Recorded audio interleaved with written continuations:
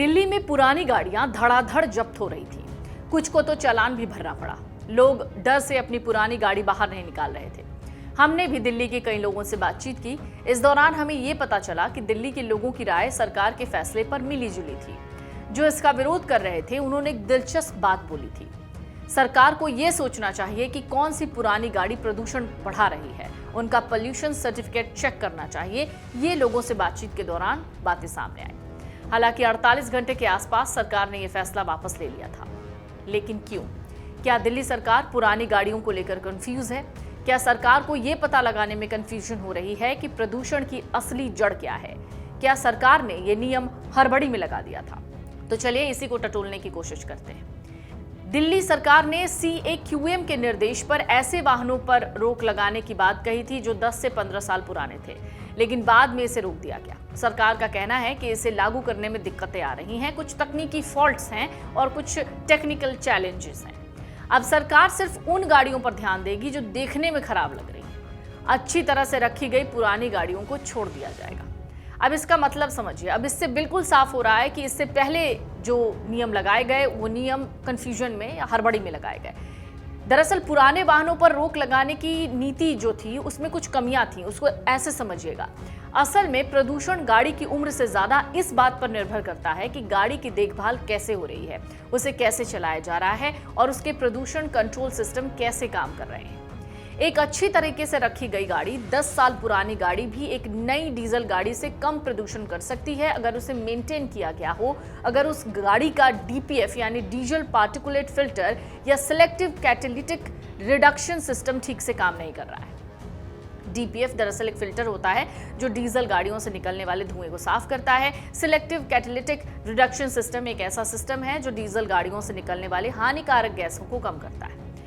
एक ही उम्र की गाड़ियों में भी प्रदूषण का स्तर अलग अलग हो सकता है। उदाहरण के लिए जैसे कोई गाड़ी है बहुत साल पुरानी और जिसकी सर्विसिंग हमेशा होती रहती है, और कोई बिल्कुल नई गाड़ी है और उसकी सर्विसिंग बहुत दिक्कत से हो रही है या नहीं हो रही है, तो इन दोनों के प्रदूषण लेवल में आपको बहुत अंतर देखने को मिल सकता है। ये सब कुछ उस सर्विसिंग और मेंटेनेंस पर डिपेंड करता है। अगर एक 10 साल पुरानी गाड़ी फिटनेस और प्रदूषण टेस्ट पास कर लेती है और फिर उसे स्क्रैप कर दिया जाता है तो इससे कार्बन का नुकसान होता है। कार्बन का नुकसान इसलिए होता है क्योंकि गाड़ी को बनाने में भी प्रदूषण होता है। इससे पर्यावरण को नुकसान होता है। सर्कुलर इकोनॉमी को भी बढ़ावा नहीं मिलता। सर्कुलर इकोनॉमी एक ऐसी अर्थव्यवस्था है जिसमें चीज़ों को बार बार इस्तेमाल किया जाता है, कचरा कम किया जाता है।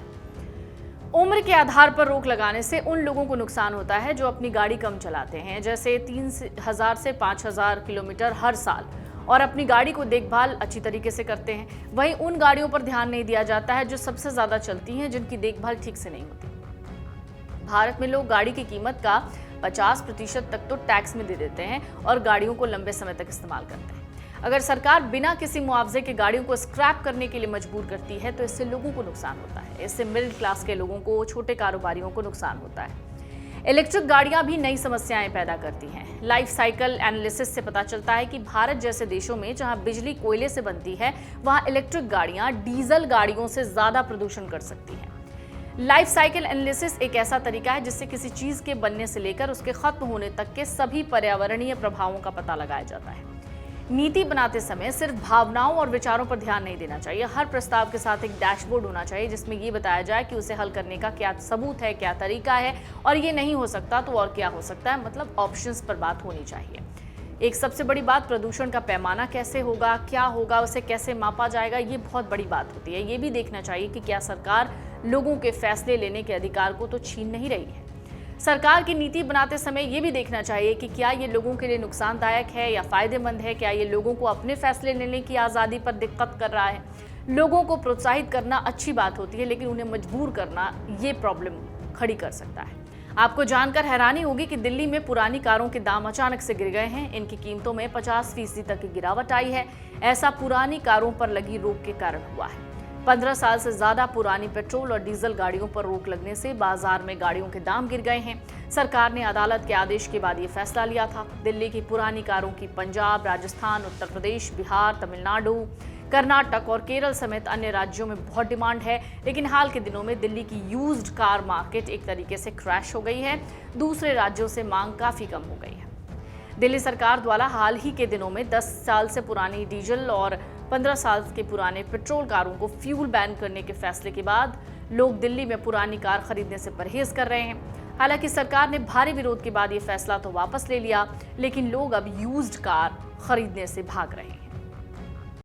अगर आप ये वीडियो YouTube पर देख रहे हैं तो हमारे चैनल को सब्सक्राइब कर बेल आइकन दबाएं और Facebook पर देख रहे हैं तो हमारे पेज को लाइक करें।